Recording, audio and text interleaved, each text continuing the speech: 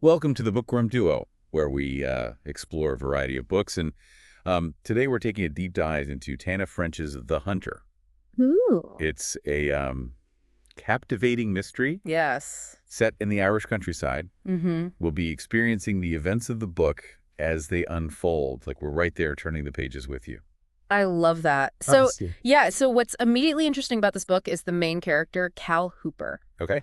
He's an ex-cop from Chicago who decides to trade in the city for a quiet life in rural Ireland. Mm-hmm. He buys this old rundown house and has these almost comical expectations about settling into a peaceful, idyllic existence. Right. He even thinks he's going to befriend the local rook colony. Like something out of a Disney movie. Exactly. I bet those Ricks had other plans. Exactly. Cal's dreams of a harmonious life with nature quickly fade.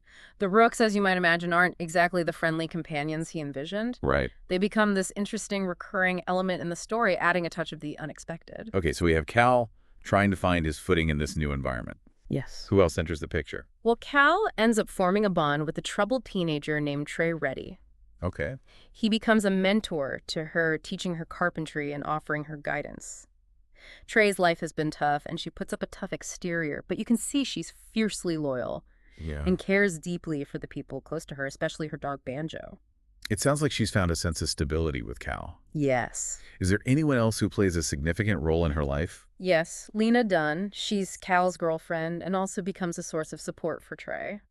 So there's this sense of a found family forming around Trey, but then things take a turn with the arrival of her father, right? Yes. Johnny Reddy comes back into the picture after a 4-year absence. Wow. He shows up with new clothes, trying to project this image of success. But there are subtle clues that something might be off if. Lena, who's very observant, notices that Johnny's hair is unusually messy, suggesting there's more to the story than he's letting on. Intriguing. So what is Johnny really up to? Well, it turns out Johnny has concocted a plan to con the locals. He's claiming to have inside information about a hidden vein of gold running through the land, playing on this supposed family secret. Oh, wow. So he's trying to pull a fast one on everyone, hoping to strike it rich. Exactly. To make his story more believable, he brings in this supposed gold expert named Cillian Rushborough. Okay. Not everyone is convinced, though. Right. Some locals, like Mart Lavin, are skeptical of Johnny's claims from the start. They've known him long enough to distrust his motives. You have to wonder, with the promise of gold, if the skeptics would be swayed. Mm-hmm. It's a powerful temptation.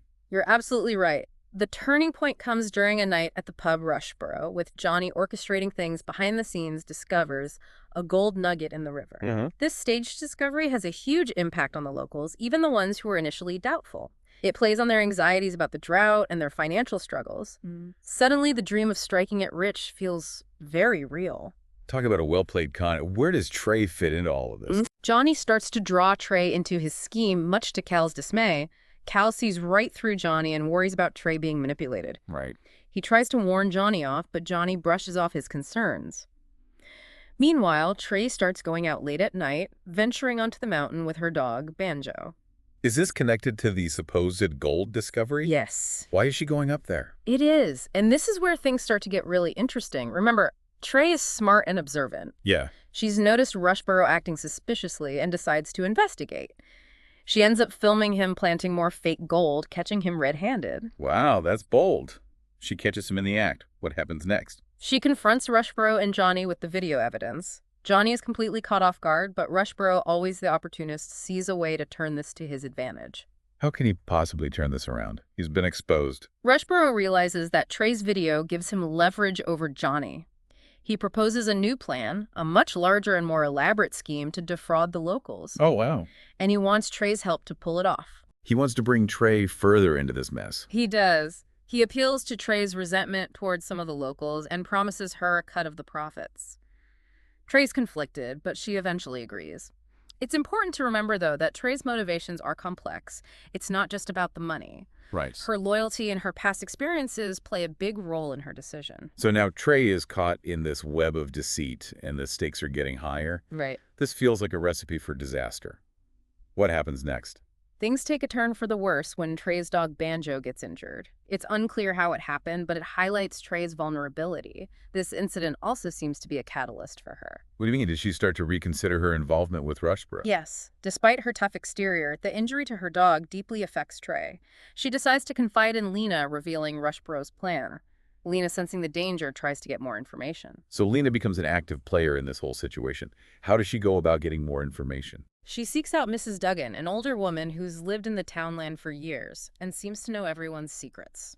Mrs. Duggan reveals something crucial. There have never been any rumors of gold in the area until Johnny showed up. That's a bombshell. So Johnny completely fabricated the whole thing. Mm-hmm. This is getting really intense. What happens next? It takes an even darker turn. Trey discovers Rushborough's body on the mountain. He's been murdered. Murdered? This just took a shocking turn. What does Trey do? Despite the gruesome discovery, Trey remains remarkably calm. Wow. She decides to go to Cal for help, telling him where she found the body. She trusts Cal to handle this. That says a lot about their relationship. It does. Cal and Trey go to the spot where Rushborough's body lies. And who do they find there? But Johnny, clearly panicked and trying to control the situation. Oh, wow. Talk about a tense encounter. What happens next? Cal is furious with Johnny for putting Trey in danger. He gives Johnny a stark warning, leave town and never come back. Cal's stepping in to protect Trey. This is a pivotal moment. Absolutely. He recognizes the danger Johnny has brought upon them all. The police arrive, and Trey is interviewed by Detective Nealon. I bet that interrogation was intense. Yeah. What does Trey tell him? Initially, Trey tries to protect her father by lying about his presence on the mountain. But Lena, anticipating this, had advised Trey to be truthful. Okay. So Trey eventually confesses that Johnny was with her when they found the body. That confession is sure to shake things up. Hmm. How does the community react? The atmosphere in the townland changes dramatically. Suspicions fall on Johnny, and people start distancing themselves from him.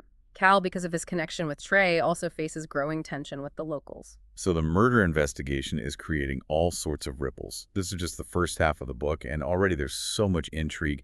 Where do we go from here? It gets even more gripping.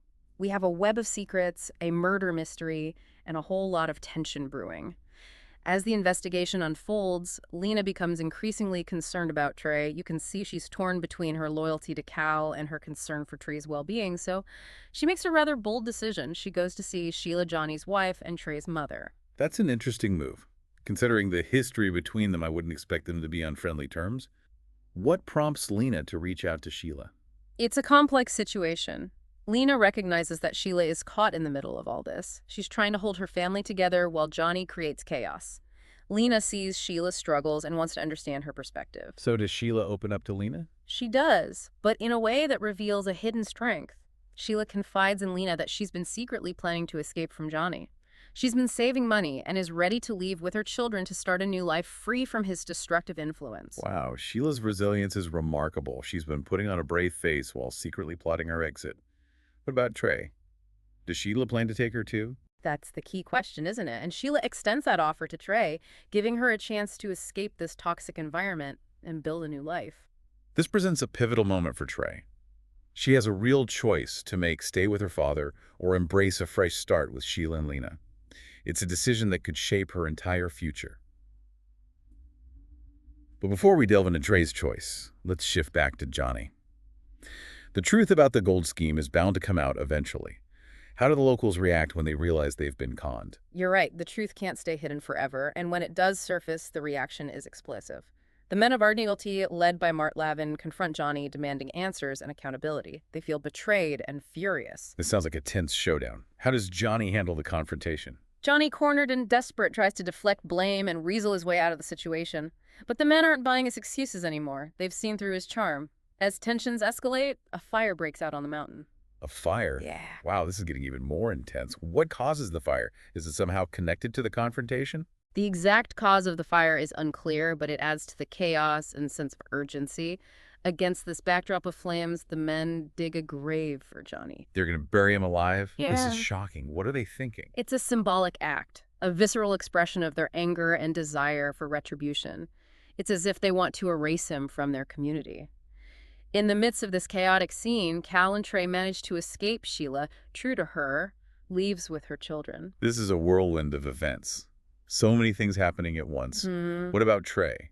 What does she decide? Does she seize this opportunity for a fresh start with Sheila? Trey makes a surprising decision. She chooses to stay with Cal. Really? That's unexpected. It seems their bond is stronger than we initially realized. It is. And the episode ends with this poignant image of Cal and Trey watching a rainstorm approach, extinguishing the fire. There's this underlying sense of uncertainty about the future. The fire, in a way, becomes a metaphor for the dramatic changes that have swept through the townland and the lives of everyone involved. This first half of the book is packed with suspense and unexpected twists. We've got a murder mystery, a con exposed, a near lynching, and a wildfire. And we're left with so many questions. What will become of Johnny? Did he manage to escape that grave? And what about Cal and Trey? How will this experience shape their relationship moving forward? What's fascinating is how Tana French keeps us guessing.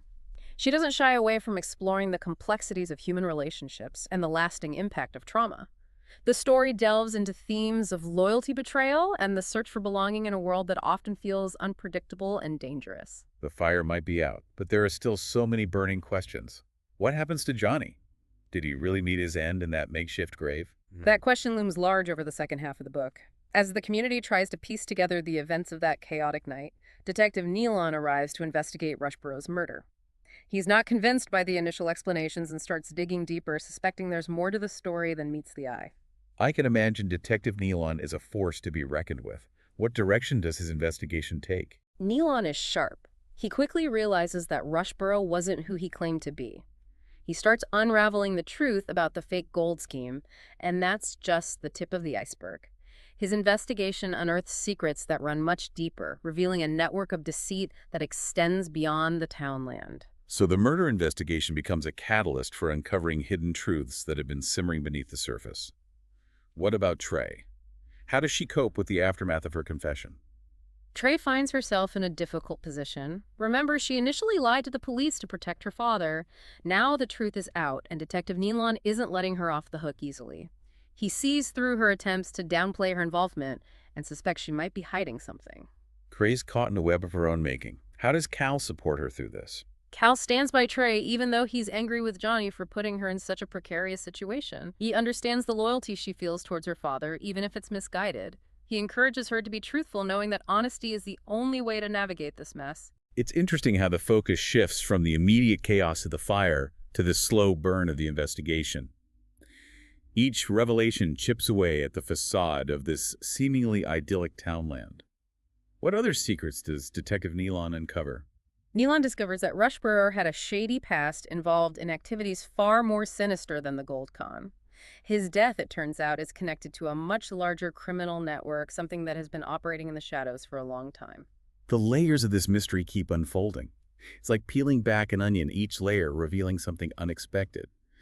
Is there a particular moment when the truth starts to come into focus, a turning point in the investigation? Yes, there is. Remember Lena's statement to the police about Johnny coming to her for help?